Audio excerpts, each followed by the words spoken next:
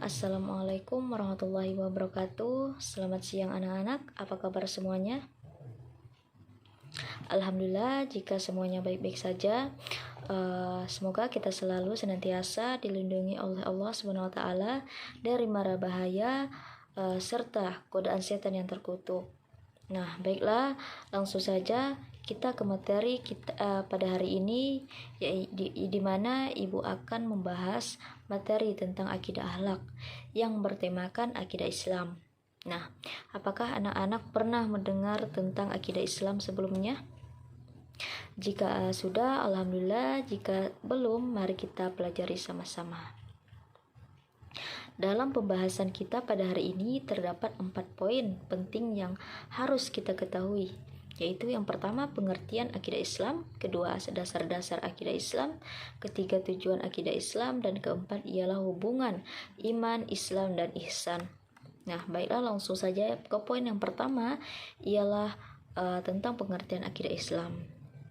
Akidah secara bahasa berasal dari kata aqoda, yakidu, dan akidatun, yang berarti ikatan atau perjanjian.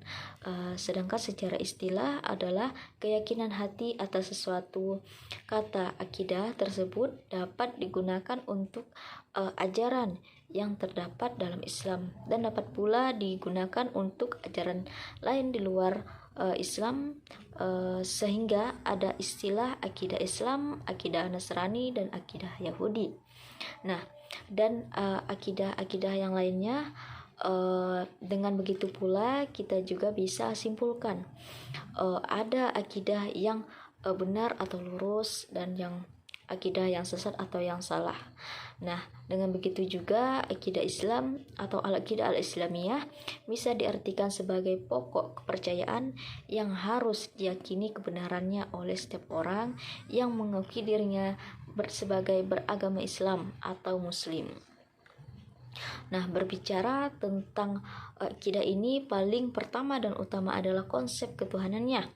Nah, harus kemudian konsep-konsep akidah yang lainnya yang sesuai dengan keinginan Allah itu sendiri melalui firman-firman dalam Al-Quran dan Al-Hadis Nabi. Nah, jadi bisa disimpulkan bahwa akidah Islam ini keyakinan kita terhadap Tuhan yang Maha Esa. Tidak ada sedikit keraguan pun di dalam hati kita untuk meragukan Allah SWT sebagai pencipta kita, yaitu Allah yang hanya Maha Esa, dan hanya satu, tidak ada selain Allah yang disembah. Nah, langsung saja kita poin yang kedua, yaitu dasar-dasar akidah Islam. Nah, akidah Islam adalah sesuatu yang bersifat rawfifi, yang artinya sesuatu ajaran yang hanya dapat ditetapkan dengan adanya dalil dari Allah dan Rasul-Nya. Sumber ajaran akidah Islam adalah terbatas pada Al-Quran dan Al-Sunnah. Nah, yang pertama ialah Al-Quran. Al-Quran adalah firman Allah yang diwahyukan kepada Nabi Muhammad SAW dengan perantara malaikat Jibril. Melalui Al-Quran inilah Allah menuangkan firman-firman-Nya berkenaan dengan konsep akidah yang benar yang harus diyakini dan dijalani secara mutlak dan tidak boleh ditawar oleh semua umat Islam. Nah, Al-Quran ini tidak boleh dirubah siapapun dan kapanpun itu. Tidak boleh sama sekali, karena ini adalah pembicaraan Allah lalu disampaikan diperantarakan kepada Nabi untuk menyampaikan kepada kita yang melalui malaikat Jibril. Nah, yang dimana maksudnya ini Al-Quran adalah sakral, tidak boleh diubah sedikit pun. Nah, yang kedua ialah Al-Hadis. Nah, hadis ini ialah segala ucapan, perbuatan, dan takrir yang sikap diam Nabi Muhammad SAW. Islam telah menegaskan bahwa hadis menjadi sumber hukum Islam kedua setelah Al-Quran, baik sumber hukum dalam akidah maupun dalam semua persoalan hidup. Nah, hadis ini ialah sumber hukum setelah Al-Quran.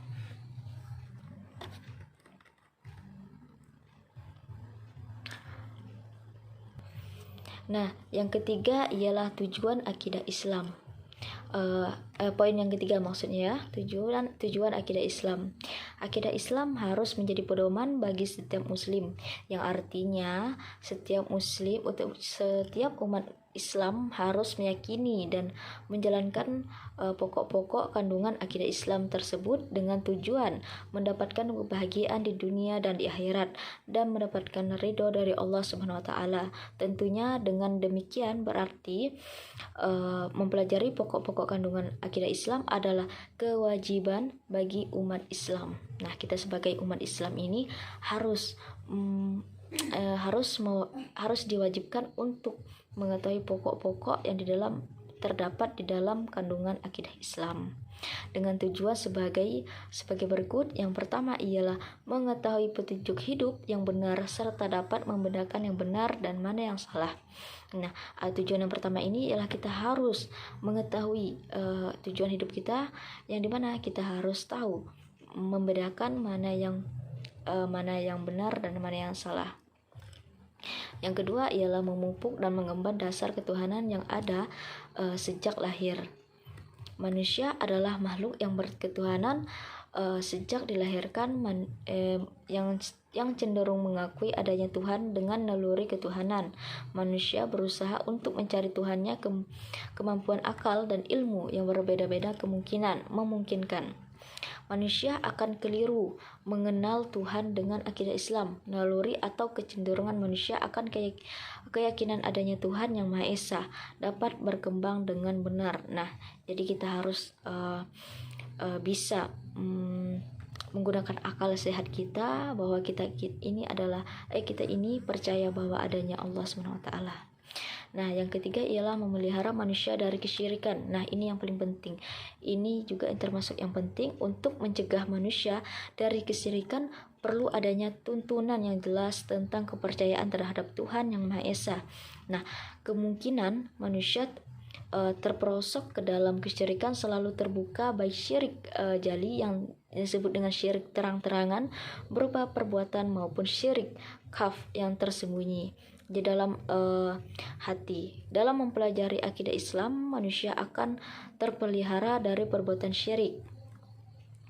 Nah, inilah pentingnya kita mempelajari akidah Islam sebagai keyakinan kita bahwa kita harus percaya bahwa akidah Islam itu yang berpatokan kepada Allah Subhanahu wa taala. Selain itu ialah disebut dengan orang yang bersyirik, orang yang menyekutukan Allah atau menduakan Allah.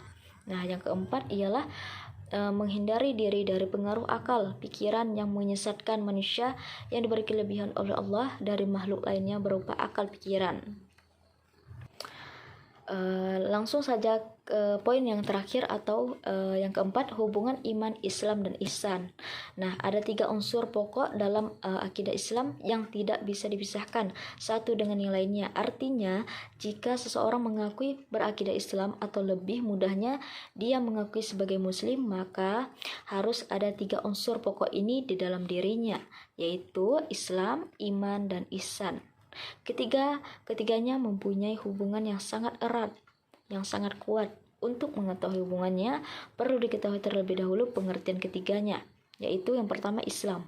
Kata Islam berasal dari bahasa Arab, yaitu artinya adalah patuh, tunduk, menyerahkan diri, dan selamat. Sedangkan menurut istilah Islam yaitu agama yang mengajarkan agar manusia berserah diri dan tunduk sepenuhnya kepada Allah untuk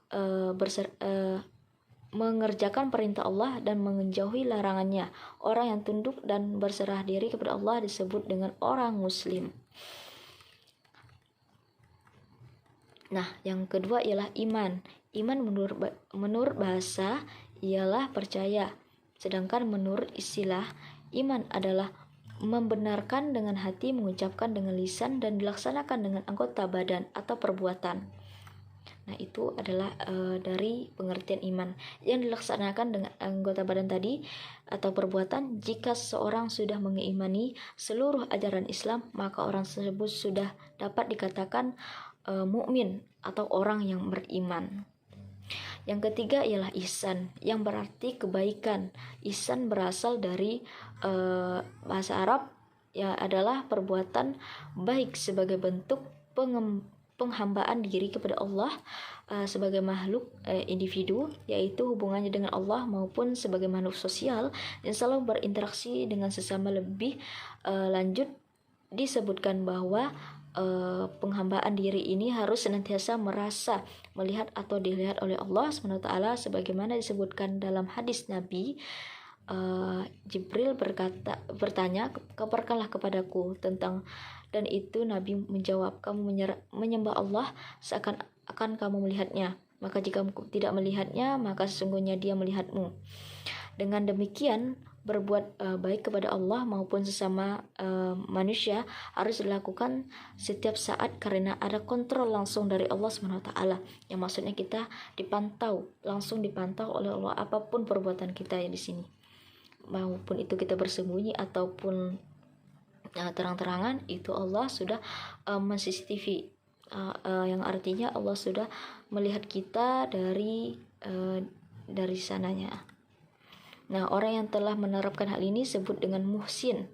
Dari paparan di atas bisa kita simpulkan bahwa ketiganya tidak bisa dipisahkan antara satu dengan yang lainnya dalam menjunjung akidah Islam, iman sebagai bentuk keyakinan, Islam sebagai bentuk ibadah, dan ihsan sebagai bentuk perbuatan. Nah, ketiga ini tidak bisa dipisahkan karena erat, sangat erat maksudnya kepada sesama. Nah, lebih dalam lagi bisa kita simpulkan bahwa seorang mukmin bisa membuktikan keimanannya dengan menunjukkan keislamannya dan dengan keihsanannya dalam kehidupan sehari-hari.